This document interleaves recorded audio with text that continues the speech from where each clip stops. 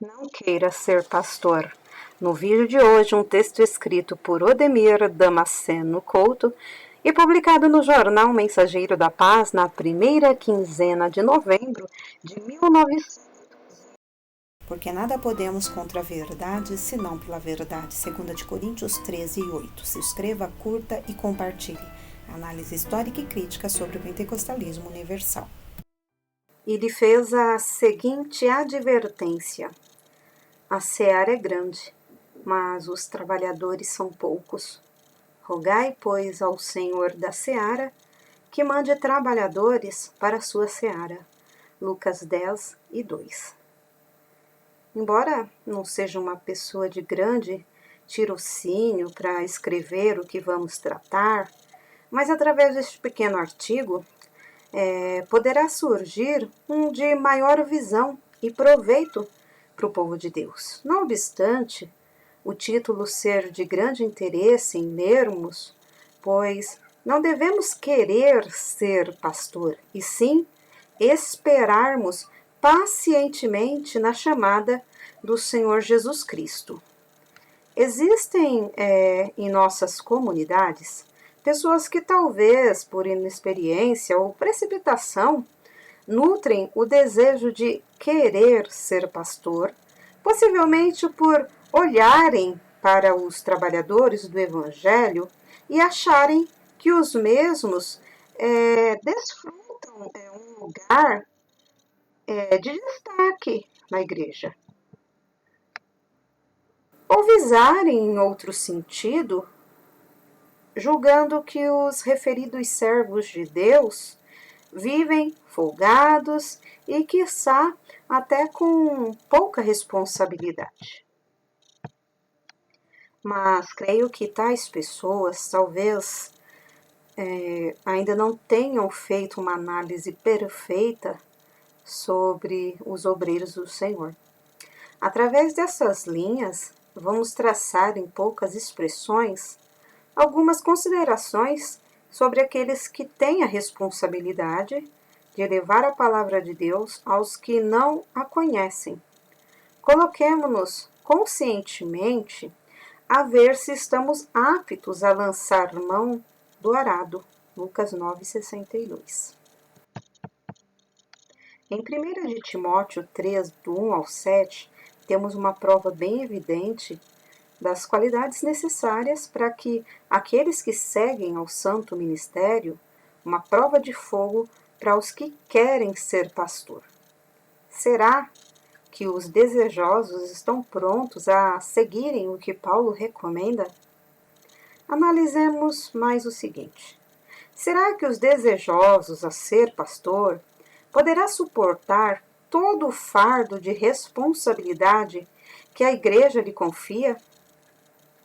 Porventura eles se levantaria satisfeito às 2:30 da madrugada para orar por um enfermo?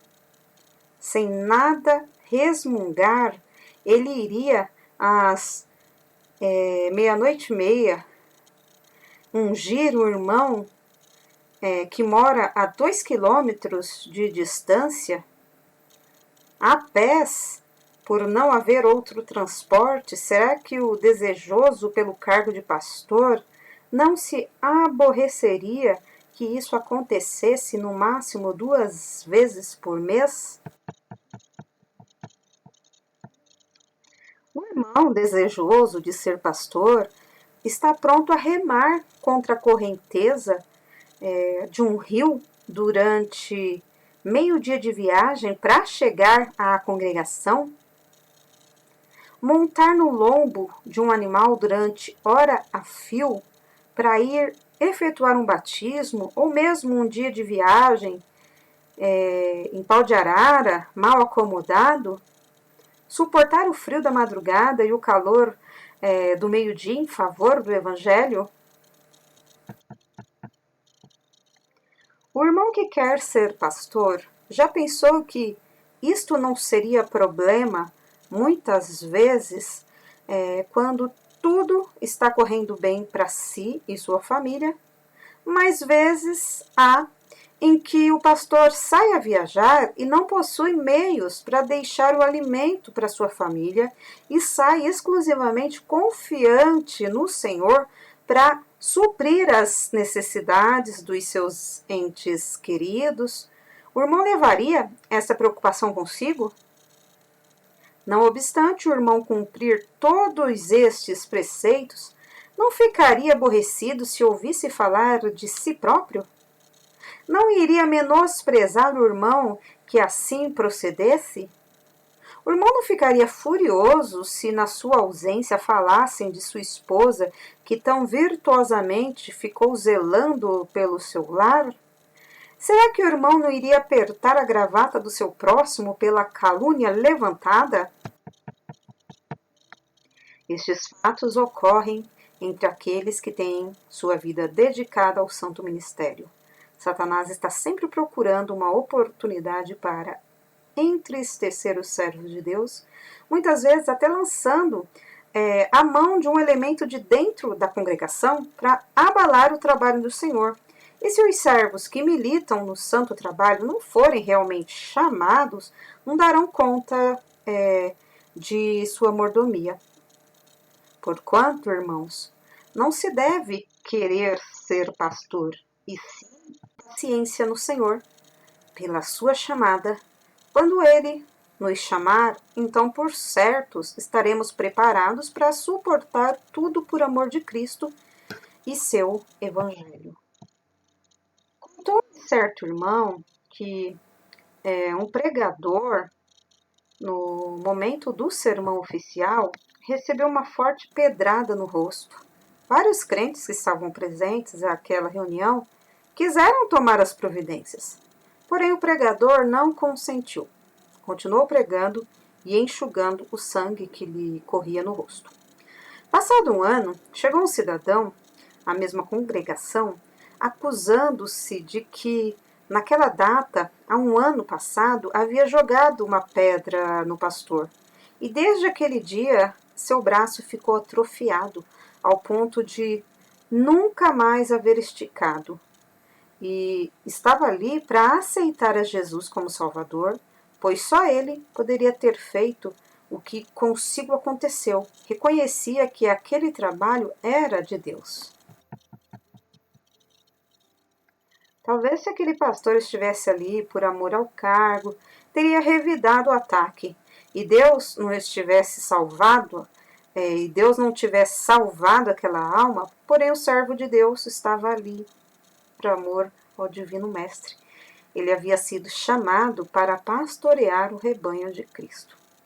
Ser pastor, ministro do Evangelho, é a missão mais sublime que o homem pode galgar na face da terra, pois está acima de todas as posições sociais e políticas, é muito além do que rei, ditador, presidente, primeiro-ministro e etc., pois é legítimo embaixador de Cristo. Ele faz notório as boas novas de seu país e o embaixador é do próprio Deus neste mundo. Vemos que é uma missão muito sublime.